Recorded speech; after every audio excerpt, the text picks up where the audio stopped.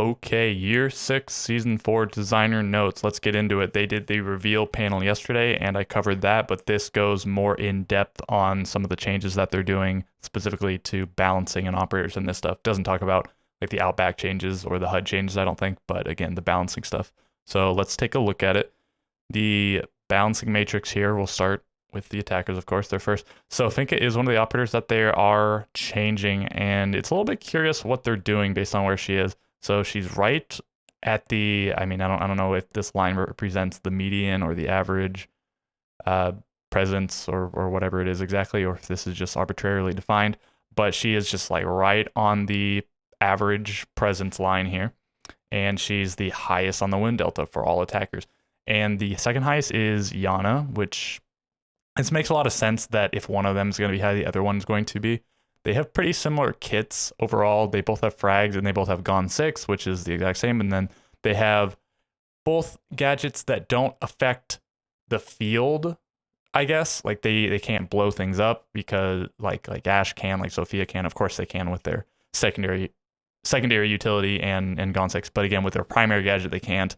So Finka can heal her teammates. She can pick up her teammates and herself now. And Yana can, I guess she can influence the field in that she can disable an Aruni gate with her gadget, but that's pretty much it. And then she can gather intel. So again, no like hard tangible effect, but powerful effects in their own right. And then they have okay guns. They're not like the best. The ARX people like, but if it had 30 in the mag, it'd probably be an incredible gun. It has a 1.5 scope and really good damage, low recoil. And then Finka has the choice of either gun, the LMG, and I guess you can also use the G36 on Ashe if you like. It's not that good of a gun, but if you want more bullets.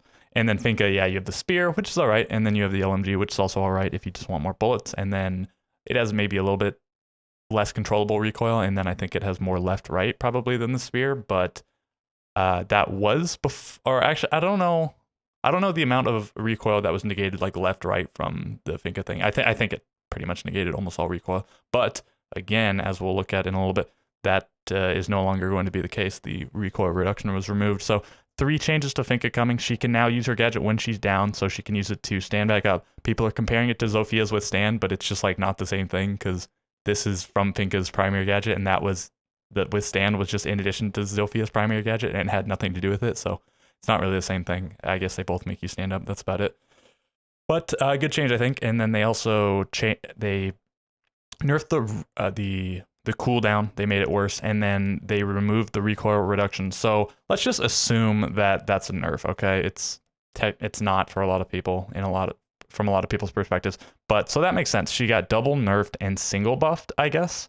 So I mean, I guess that's what you do to the most winning operator. But in reality, it's more like double buff, single nerf. So. We'll see how it plays out. I imagine there might be a Finka nerf coming at some point in the future. She might lose the frags, if anything, or the Gone 6. And then, I mean, Yana, only a little bit lower on the wind delta, but just by far the most picked now, which is curious that a hard breacher is nowhere up here. That's strange. You don't see it until Ace, Hibana, Maverick, Thermite. They're all around here. They're all pretty close to the 0% wind delta, and they're all like fairly picked, which is all right, but it is curious that the top 6 are not hard breachers, and none of these are even the characters that have secondary hard breach charges either, which is just something to note. You don't see one of those until, I guess, Buck here, right? And then is that Finka's other gadget? I don't know. Nobody would ever, no human being would take something over frag grenades, right? So, yeah, just an interesting trend. I don't think there's any changes to Yana coming here. And I guess that's pretty much all to look at, except for, I mean, you can see the shields are way down here.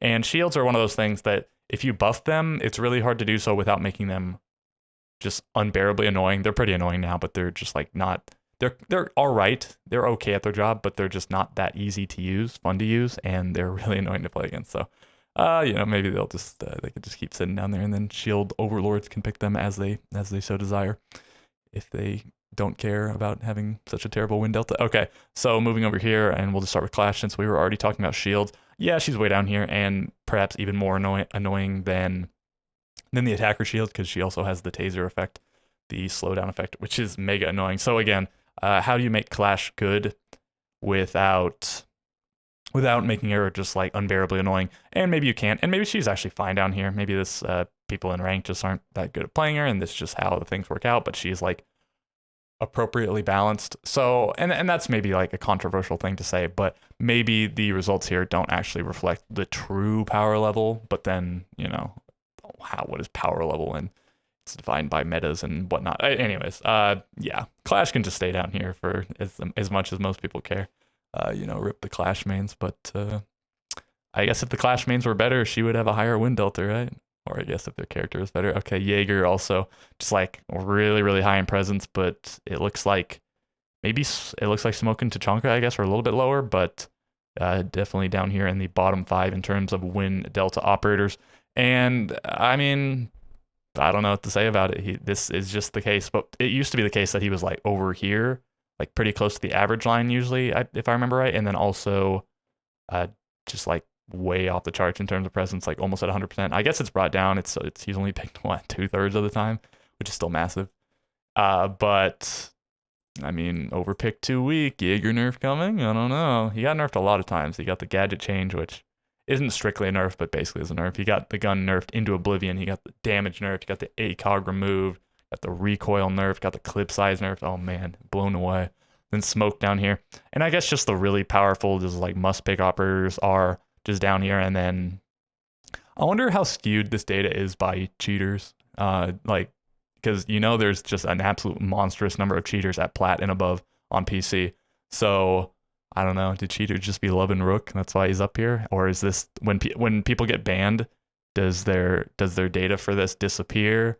And okay, you know, lots of speculation there. But anyways, Melusi still really high. I mean, she's still good a good operator. She's been changed quite a lot. The gadget nerf recently. She had the gun swapped out a while ago, and then the angle grip removed from it, the MP5, and then Valkyrie also really high, and she's getting touched. She's getting changed. A lot of really high defenders, and it's some of the, you know, maybe Cheese Lord operators, the Cav, the Oryx, and then some of the trap operators, Frost, Ella, Capcan, Mira's all just very good. And Thunderbird really high. Surprise! I'm actually surprised to see her not only this winning. I'm not that surprised by the win delta thing, but because she's sort of a rank star sort of operator, right? But I am surprised to see her this high of presence. She's like the 7th highest. Yeah. And maybe she'll fall off as people become less enamored with her in the future, but we'll have to see. Okay, let's actually get into the changes now. And we'll scroll past this because it's not terribly important. Thatcher and Jack will just mega band everyone else, a little bit of bans. And then, you know, there's like 4 for defenders. Okay, so bulletproof camera, the rework is finally coming into effect, so you can rotate it, and like it's not that wide of an axis, of course. It's still just a square that sits on a wall, a rectangle, but you can rotate your point of view a little bit. And then it also has access to an EMP burst. I think in the previous video I was unsure if it was a real laser or an EMP, but yeah, it is an EMP, so you can disable but not destroy attacker gadgets like claymores and air jabs. It's just very unlikely you're actually going to be able to see any of these things ever from the point of view of a bulletproof camera, but maybe drones are more likely, as they're driving a drone in front of a bulletproof camera. You can disable it and you know, annoy them. Maybe your teammate can come shoot it, or maybe it'll just slow down their droning abilities, and then also etc. So, you know, whatever other gadgets they happen to put in front of you, maybe you can tase a thermite charge and troll some dudes. I don't know, we'll have to see. It's possible, but it just seems like they'll probably deal with the camera. I would assume that when you break the glass, you can't shoot the EMP anymore. Maybe you can blind fire. I don't know, but again, you can punch the bulletproof right to break the glass, and you can't see out of it anymore, or you can just shoot it from the side and destroy it. But anyways, cool change. Bulletproofs were, I think, an underrated gadget, and now might be less underrated because they are just better now, and they noticeably can actively do things. And the first player in the camera, so anyone can use this. It just, whoever gets on the camera first has control of it, but it does not have to be the person that put down the bulletproof camera. Anyone can do it. Just thing to note. Drone counter. So this is very interesting, and it's maybe like an easy mode type thing. It's not like a skill because anyone can count to 10, but it is like a skill, and that you have to remember to call it out. You have to remember how many drones were counted before if you're trying to count 1 to 10 or 10 to 1 or to 0 or whatever it was. However you're doing it for, maybe you weren't doing it. But this is a nice feature, and it says it's targeting at everyone. So I'm not 100% sure. Does this mean it will be on the pro play HUD, because like points aren't on for pros, and there's a few differences, so you don't know when you down people and stuff. So it says it's targeted at pros, so I'm going to assume that it's going to be on in Pro League and Challenger League at in competitive play. But I guess I don't know that that's a given. This could just be wrong, I guess. We'll have to see. Maybe it says it in this wall of text, but I'm certainly not going to read through it. Okay, so you also have to keep in mind here that, okay, so it counts them and whatever, but actions do not count towards the drone counter. Okay, defenders destroy a special drone, so that makes sense because they're not in the same pool as the rest of the drones. Although, does Twitch only have one regular drone, and so does your count start at 9, or does it count up on the tallies? Yeah, it must count up, right? Okay, I'm gonna assume it counts up instead of down. But so attackers destroy a drone doesn't count. And usually attackers won't destroy a drone. And if they do destroy a drone on accident, they usually know it's possible you wall bang a drone through a wall and then your count is off. But it seems pretty minuscule. But I would have liked to have seen this number be, or for this not to be the case, for it still to be counted.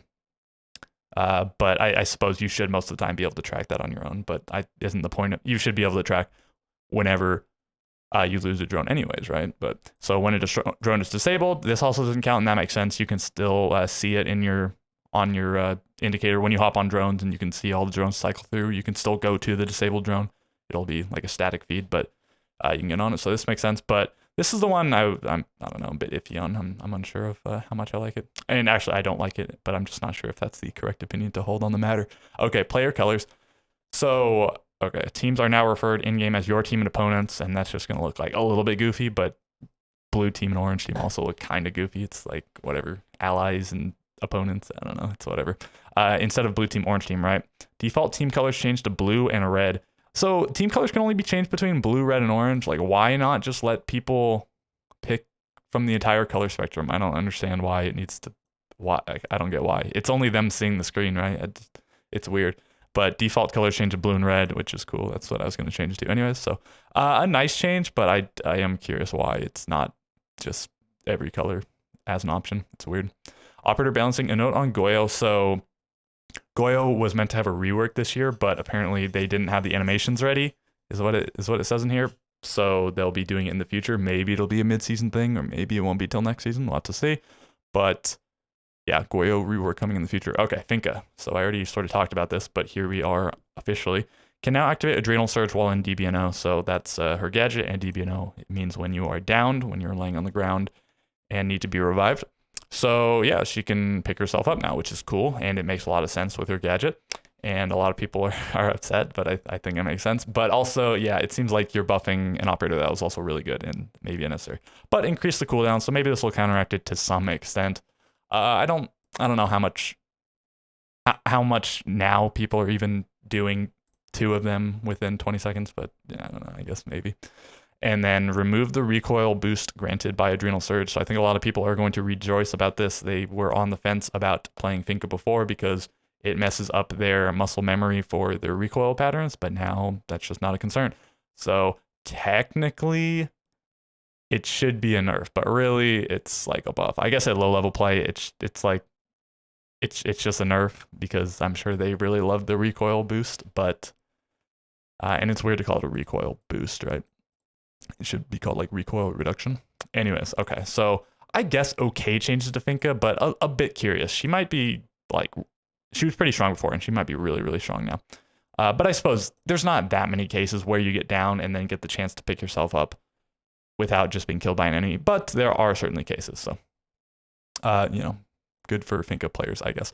Valkyrie and outdoor cameras. Okay, so cameras thrown outside will lose connection after 10 seconds of activity. Apparently, I didn't think people are going to react this way. Apparently, people are like enraged about this.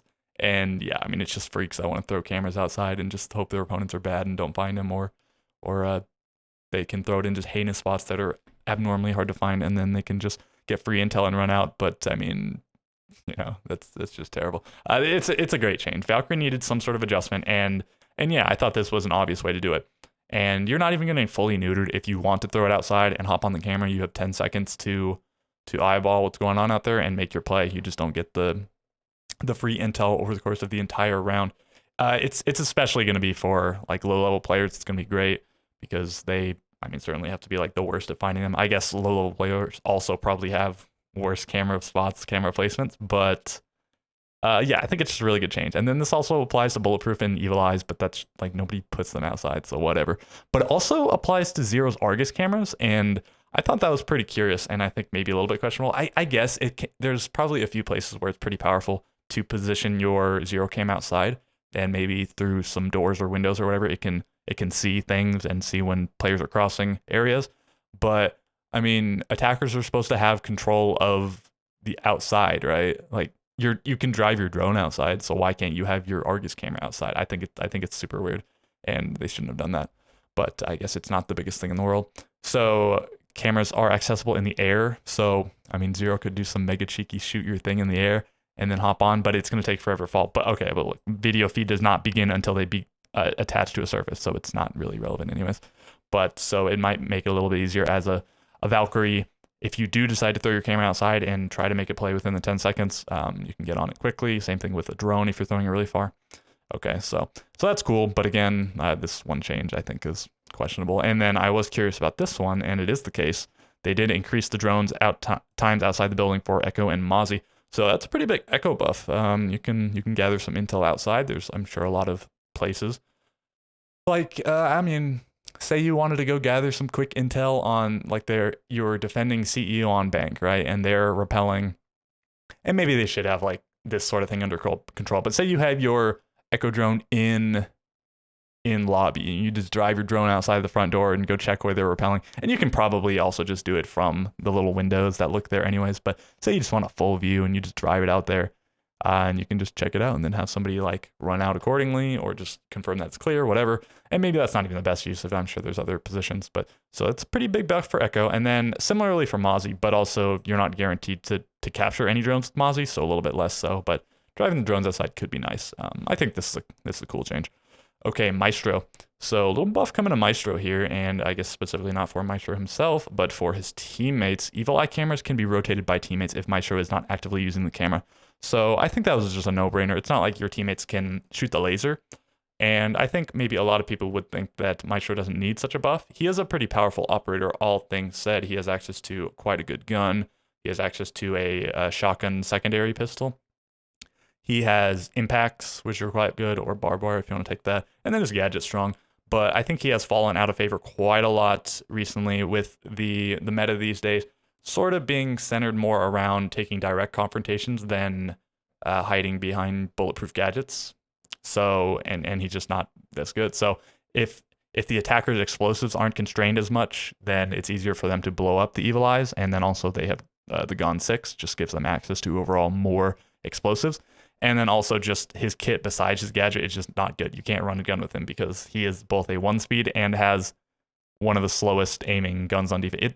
Is it just the slowest? Because I don't think there's another LMG on defense, right? So he's tied with the slowest speed with at least with the slowest aiming gun class, and it doesn't have an angle grip like IQ does on her G8 or anything. So anyways, for these reasons, yeah, I think Maestro can be powerful. He can be a strong anchor. He can hold down the sight. He has a good gun for the most part, except for the one notable flaw. But yeah, just I think not terribly favored in the current meta, and I think this is just a good change.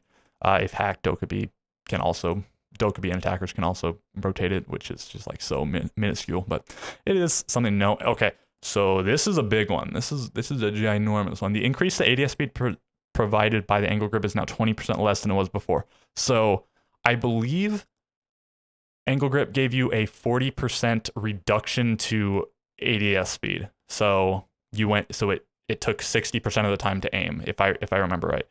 So I don't know if this means it's going from 40% to 20%, or if it means 20% less of 40%. So 20% of 40 is 8. So that'd be a pretty minor change. I imagine it is the 20% thing. So 20% of the full value. So that if this is doing it the way I'm imagining it is, I'm assuming is correct, then it is cutting in half the angle grip ADS speed. And I'm not, if anybody knows for certain, I'm not 100% what the aim down sight reduction was. Maybe it's not 40%. I think the vertical grip is a 40% recoil reduction, but I guess I don't know 100% if angle grip is a 40% ADS reduction. I think it is, but if you know better, let me know in the comments. Okay, so yeah, people love angle grips. I think more often than not, players take angle grip when they have it available to them. Some guns maybe more than others. Some have like pretty unruly recoil, and then sometimes also when SMGs get access to angle grip, they'll just take a vertical grip anyways, because submachine guns have a pretty quick ADS time to start with. But on assault rifles, and then also on LMGs that have it, which I think is only IQ's G8, they'll take angle grip to improve their pretty sluggish ADS speed. But now I guess it's going to be a lot more of a choice between vertical and angle grip. And I think you do see a lot of pros already taking vertical grip because they intend to enter gunfights already aimed down sights. So at that point, the angle grip is not giving you any value. And the vertical grip will give you value because 40% reduction to vertical recoil, it's pretty big.